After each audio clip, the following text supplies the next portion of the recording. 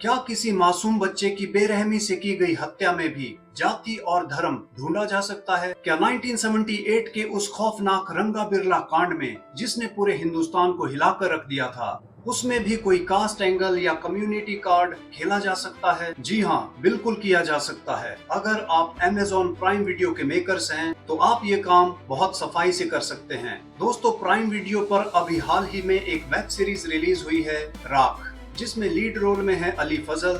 दावा किया जा रहा है कि ये सीरीज 1978 के कुख्यात रंगा और बिल्ला के किडनैपिंग और मर्डर केस से इंस्पायर्ड है। लेकिन जब आप इस सीरीज को देखेंगे तो आपका सिर चकरा जाएगा। आपको समझ नहीं आएगा कि ये 1978 के उस दर्दनाक क्राइम की कहानी देख रहे हैं या फिर OTT प्लेटफॉर्म्स का वो पुराना घिसा पिटा प्रोपेगेंडा जो जबरदस्ती समाज में दरार पैदा करने के लिए बुना जाता है। मेरा किसी जाति या धर्म के पुलिस ऑफिसर को स्क्रीन पर दिखाने से कोई ऐतराज नहीं है। सिनेमा को पूरी आजादी है कि वो समाज के पिछड़े वर्ग के दर्द को दिखाए, लेकिन मेरी सबसे बड़ी शिकायत, मेरा सबसे बड़ा ग्रीवांस इस बात से है कि जब आप एक ट्रू इवेंट पर आधारित कहानी बना रहे हैं तो आप इतिहास के असली हीरोज का चेहरा, उनकी पहचान, उनकी जाति और उनका धर्म क्यों बदल देते हैं? क्या क्रिएटिव लिबर्टी का मतलब इतिहास को अपने एजेंडे के हिसाब से तोड़ना मरोड़ना है? सीरीज राख में जो चीफ इन्वेस्टिगेटर हैं, यानी अली फजल का कैरेक्टर, उसे एक दलित ऑफिसर दिखाया गया है जिसके पिता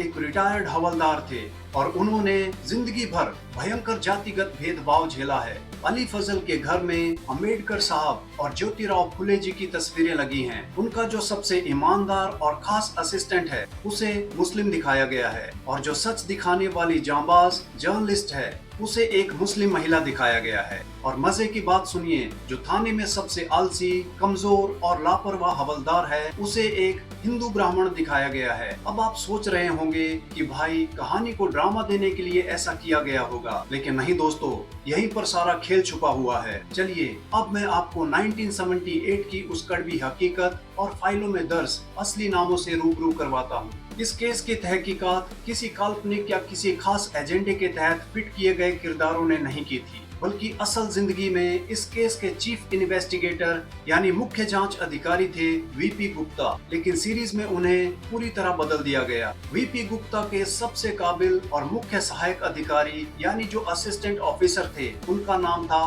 रामचंद्र। उस वक्त दिल्ली के पुलिस कमिश्नर जो इस पूरे केस की मॉनिटरिंग खुद कर रहे थे वो थे JN चतुर्वेदी। अब एक सीधा सवाल, जब असली केस में पुलिस टीम का नेतृत्व VP गुप्ता, रामचंद्र और JN चतुर्वेदी जैसे लोग कर रहे थे, तो इस पूरी टीम का हुलिया, जाति और मजहब बदलने की क्या जरूरत थी? क्या दिल्ली पुलिस के इन असली ऑफिसर्स की मेहनत, उनका कमिटमेंट किसी भी मायने में कम था? सिर्फ एक खास नैरेटिव सेट करने के लिए, व्यूज बटोरने के लिए और समाज में दरारें दिखाने के लिए आपने पूरी की पूरी हिस्ट्री को ही बदल दिया। और ये पहली बार नहीं हुआ है। प्राइम वीडियो इस मामले में एक सीरियल ऑफेंडर बन चुका है। इनका एक पुराना ट्रैक रिकॉर्ड है। ये जानबूझकर ऐसी वेब सीरीज और फिल्में चुनते हैं जहां इन्हें असली घटनाओं को ट्विस्ट करने का मौका मिले। याद कीजिए पातालोक, तांडव, मिर्जापुर, मुंबई डायरीज जैसी सीरीज में भी, जो कि पूरी तरह से फिक्शन हो सकती हैं, समाज के एक खास वर्ग को ही हमेशा विलेन, अत्याचारी या फिर कमजोर दिखाने का एक फिक्स्ड पैटर्न सेट कर दिया गया है। चाहे इंडियन सीरीज हो या वेस्टर्न शो, इनके यहाँ एक कड़ा नियम बन चुका है। जबरदस्ती की वोक फिलोसफी, जबरदस्ती का कास्ट एंगल और जबरदस्ती का पोलराइजेशन। जिस रंगा बिल्ला की कहानी पर ये अपनी प्रोपेगेंडा की दुकान चला रहे हैं, जरा उस असली केस की विभीषिका को समझिए। इस केस का असली कोर था एक माँ बाप का दर्द, दिल्ली पुलिस की शुरुआती नाकामी और बाद में की गई ताबड़तोड़ इन्वेस्टिगेशन और पूरे देश का एकजुट होकर न्याय मांगना।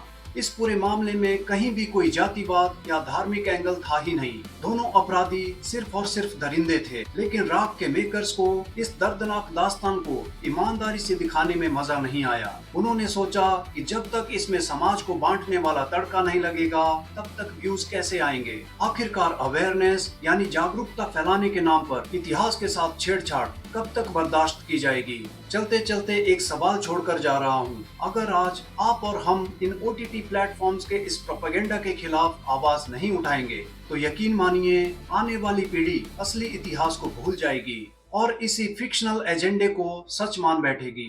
आपका राग सीरीज को लेकर क्या कहना है, कमेंट सेक्शन में अपनी राय जरूर लिखिए। मिलते हैं अगले वीडियो में एक और कड़वे सच के साथ। तब तक के लिए जय हिंद।